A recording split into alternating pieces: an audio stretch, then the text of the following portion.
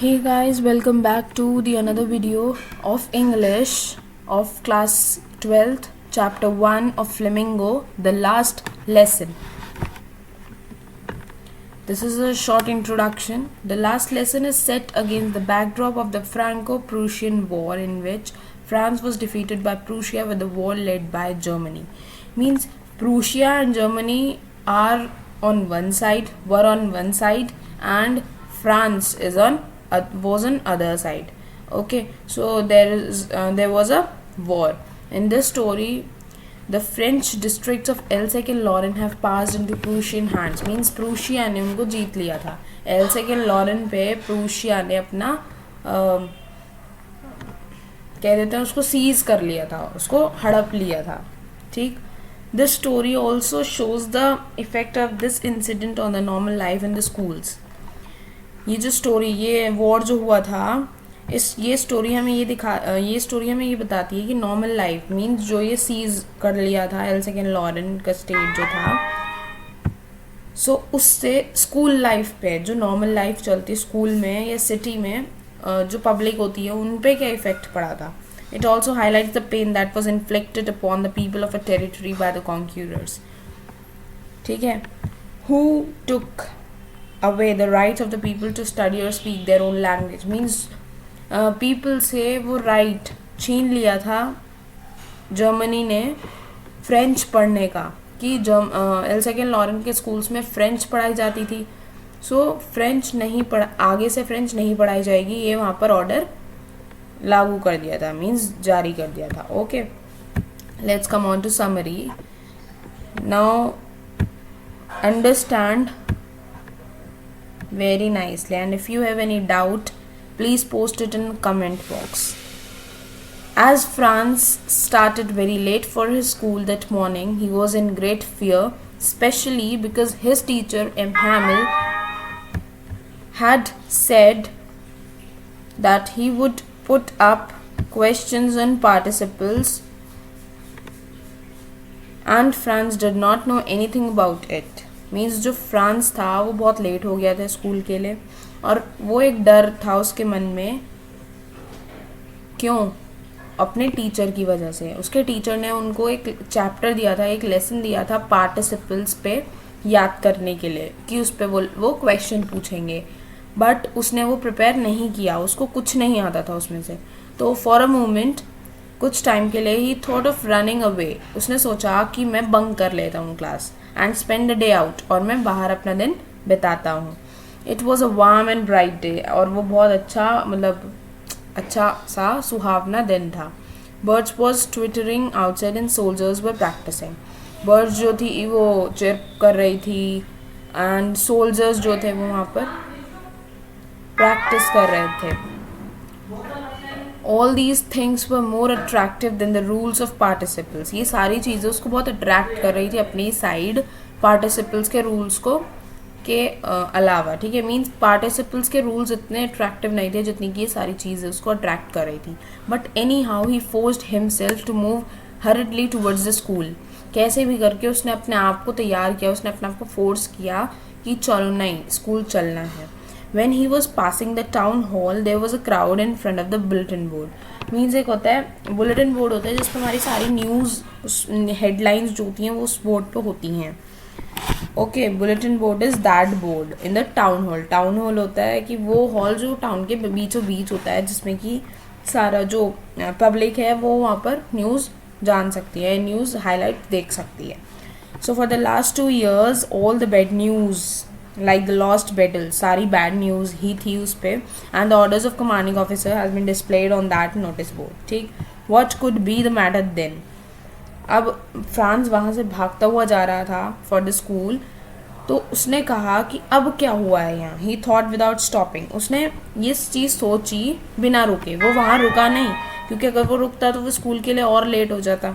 So the blacksmith who had read the bulletin told Franz not to hurry. अब जिसने वो पढ़ लिया था, एक ब्लैक स्मिथ था वहाँ पे जिसका नेम था वॉचर. ब्लैक स्मिथ जो था उसका नाम था watcher. So who had read the bulletin. Means bulletin पढ़ ली थी उसने, टोल्ड फ्रांस नॉट टू हरी, उसने फ्रांस को बोला कि जल्दी मत करो, तुम्हारे पास बहुत टाइम है अब स्कूल पहुंचने के लिए. But Franz did not slow down, but Franz रुका नहीं.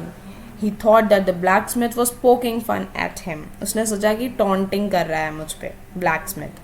तो Franz wanted to reach his desk unnoticed, वो चाहता था कि मैं चुपचाप अपनी डेस्क में चला जाऊँ बिना किसी को देखे. He hope that there would be noise and commotion as usual, उसने सोचा कि हर जगह नॉइज ही नॉइज होगी रोज़ की तरह.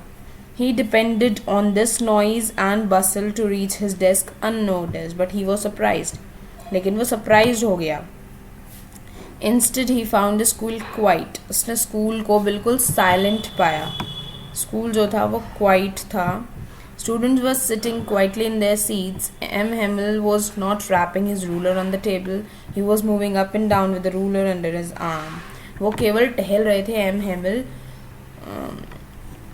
ओके, सारे स्टूडेंट्स चुपचाप बैठे हुए थे अपनी सीट पे. एम हेमिल का जो रूलर था वो भी उनके आर्म में था और वो अप एंड डाउन मीन्स टहल रहे थे क्लास में. He too looked grave and quiet, वो भी बहुत शांत और सीरियस दिख रहे थे. There was no chance of Franz entering the room unnoticed, कोई चांस ही नहीं मिला फ्रांस को कि वो रूम में अननोटिस्ड घुस जाए. He had to open the door and enter because everybody else, कि सब लोग वहाँ थे तो उसको ऐसे ही जाना पड़ा. Unexpectedly M Hamel did not rebuke him, instead he spoke kindly to him and told him to go to his desk. M Hamel बहुत जेंटली, बहुत आराम, बहुत सॉफ्टली बोले आ जाओ, और उसको अपने डेस्क पर भेज दिया without any punishment. When Franz had settled down he looked at M Hamel. There was another surprise for him, उसके लिए एक और सरप्राइज था कि जो एम हेमिल थे वो अपनी ब्यूटीफुल ग्रीन कोट में थे. हिज फ्रिल्ड शर्ट, जो कि वो ज़्यादातर पेरेंट्स टीचर मीटिंग और स्पेशल ओकेजन्स पर ही पहनते हैं ये चीज़ें. Embroidered black silk cap, he use to put ये क्लोथ्स वो स्पेशल ओकेजन्स पर डालते हैं as I told you. But it was no special day. Franz could not understand why M Hamel had put on those Sunday clothes. उसने सोचा कि पता नहीं एम हेमिल ने क्यों ये क्लोथ्स आज कैरी किए हैं. There was still another surprise भी था कि जो पीछे की डेस्क थी, जो बैक बेंचेस थी, वो ज़्यादातर एम्प्टी होती थी, बट आज उस पर विलेज पीपल बैठे हुए थे. मीन्स जो विलेज में रहते हैं वो पीपल बैठे हुए थे. The former mayor, the former postmaster, the old Hauser with his triangular cap and some other village people occupied those backbenches. Means जो former mayor थी village की, former postmaster था, ओल्ड हॉजर था, ये सब लोग बैठे हुए थे.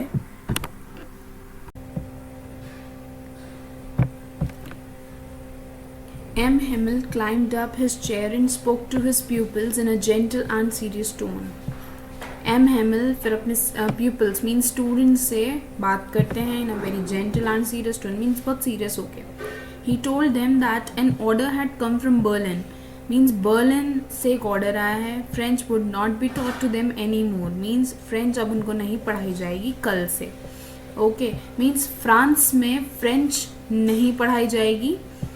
Instead German was going to be taught and the new teacher was expected to arrive the very next day. Means German पढ़ाई जाएगी अब कल से और एक न्यू टीचर आएगा, एक न्यू टीचर आकर उनको German पढ़ाएगा. The students were going to have their last lesson in French that day. Means M. Hamill बोलते हैं कि आज तुम लोगों का लास्ट डे है जो कि तुम फ्रेंच पढ़ रहे हो. Means today is your last lesson in French. Now he knew what order was there on the bulletin board and why the blacksmith had told him not to hurry. He could also see why M. Hamill had put on his best clothes. तब France को सब पता लग जाता है कि bulletin board पे क्या था. वो ब्लैक स्मिथ वॉचर जो था वो क्यों ये बोल रहा था कि अभी बहुत टाइम है, राइट. सो अब उसको सारा सब कुछ पता लग जाता है कि एम हेमिल ने क्यों अपने बेस्ट क्लोथ्स कैरी किए हैं आज. Then Mr Hamel's word struck Franz like a thunderbolt. Means उसने कभी ऐसा सोचा नहीं था फ्रांस ने, तो उसको बहुत शौक लगता है इस बात का. He was lost in in his own thoughts, means अपनी thoughts में वो खो जाता है. He had hardly learned how to read and write. उसको अभी कुछ नहीं आता था. उसने वो पर्सनालिटी था जो अपना काम कल पे डालता था. मीन्स कल पढ़ लेंगे, कल लर्न कर लेंगे, right. He felt that he would have to stop forever. He was sorry to have wasted his time. अब उसको बहुत गिल्टी फील हो रहा था, उसको बहुत बुरा लग रहा था कि मैं आज तक नहीं पढ़ा, तो और ना मुझे अपनी जो मदर टंग है वो पढ़नी आती है और ना ही लिखनी आती है. सो उसने बहुत अपना टाइम वेस्ट किया है. He had always being enjoying himself outdoor. वो हमेशा बाहर घूमता था, एन्जॉय करता था. He had hated his books. उसको अपनी बुक्स भी पसंद नहीं थी. मीन्स वो अपनी बुक कभी खोलता ही नहीं था. He had dreaded M Hamel and his iron ruler. वो डरता था एम हेमिल से और उनके आयरन रूलर से. But his attitude suddenly changed. उसका जो एटीट्यूड था पढ़ाई की तरफ वो चेंज हो गया. He felt that his books were good companions. अब उसको लगने लगा कि जो उसकी बुक्स हैं वो उसकी फ्रेंड्स हैं, कंपेनियंस हैं. He did not mind M Hamel's ruler and rebukes. Now he also understood why the people of the village were there. अब उसको ये भी समझ में आ गया कि जो लोग पीछे बैठे हुए थे बैक बेंचेस पे विलेज के, वो वहाँ पर क्यों बैठे हुए हैं. Now he understood each and everything, each and every changes taking place in the school. They were also sorry that they had not been to school for much time. Now they had come to thank the teacher for his faithful service. जो villagers जो back benches occupy कर रखी थी जिन villagers ने, अब वो लोग sorry feel कर रहे थे. सो अपना सॉरी शो करने वो स्कूल आए थे और रिस्पेक्ट अपने जो टीचर को रिस्पेक्ट देने उनकी फेथफुल सर्विस के लिए वो इसीलिए आए थे. बैक बेंचेस ऑक्यूपाई करे हुए बैठे थे. M Hamel asked Franz to tell the rule for the participle. Franz wished he could tell the rule but he failed miserably. अब एम हेमिल ने फ्रांस से बोला पार्टिसिपल का रूल बताने के लिए, लेकिन फ्रांस को लगा कि वो बता देगा, but he failed miserably. But as he had not studied anything so he don't know, he failed. Mister M Hamel did not scold Franz. M Hamel ने फ्रांस को नहीं डांटा. उन्होंने फ्रांस को ब्लेम नहीं किया. उन्होंने ब्लेम किया अपने आप को एंड फ्रांस के पेरेंट्स को. The people of Elsec had never been interested in learning. The people always put it off till the next day. People जो थे फ्रांस के, वो लोग लर्निंग में इंटरेस्टेड नहीं थे, राइट. वो हमेशा अपना काम put it off means next day पे छोड़ देते थे. तो फ्रांस के parents wanted Franz to earn money instead of going to school. Franz के पेरेंट्स भी फ्रांस ये चाहते थे कि फ्रांस उनके लिए कुछ मनी अर्न करे. M. Hamel said they were strange Frenchmen who could not write or read their own language. वो Frenchmen, it is very bad thing that we don't know our mother tongue, right. He also blamed himself. उन्होंने अपने आप को भी blame किया. He said sometimes he had closed the school when he had wanted to go fishing. Means उन्होंने बोला कि वो भी कभी कभी स्कूल बंद कर देते थे जब उनको फिशिंग पे जाना होता था. So M Hamel then praised his mother tongue. He said, अब उन्होंने अपनी जो मदर टंग थी फ्रेंच की को डिस्क्राइब किया है. Means he said that French is the most beautiful, most logical and clearest language in the world. He exhorted the people to stick to it. He assured them that if they held fast to their language, they would be able to get rid of the Prussian rulers. Their language was the key to their freedom from slavery. It was M. Hamil's last day at school, but he had the courage and devotion to do his teaching work as usual. उनमें करेज था कि वो आज भी अपना teaching work करें रोज की तरह. He taught grammar. उन्होंने ग्रामर पढ़ाई. राइटिंग एक्सरसाइजेस दी और अपने लिटिल चिल्ड्रंस को फिश बुक्स को ट्रेस करने के लिए बोला. Friends listen to his lessons attentively. आज फ्रेंड्स ने बहुत अटेंशन के साथ उनका लेसन सुना. He felt Hamel had explain the lesson so clearly which he had never done before. उसको लगा कि आज सबसे अच्छा पढ़ाया सर ने. किसको? फ्रांस को. it appeared to him that on that last day he wanted to give his pupils all the knowledge he had. France को ये लग रहा था कि एम हेमिल चाहते हैं कि मेरे पास उनके पास जितनी नॉलेज है वो आज अपने स्टूडेंट्स को, अपने पीपल्स को दें.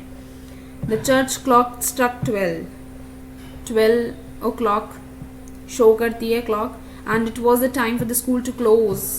M Hamel wanted to say something but he was overwhelmed with emotions. He wrote vive la France. उन्होंने बोर्ड पे, ब्लैक बोर्ड पे बहुत बड़े अल्फाबेट्स में लिखा vive la France. Okay, so that's all for the chapter.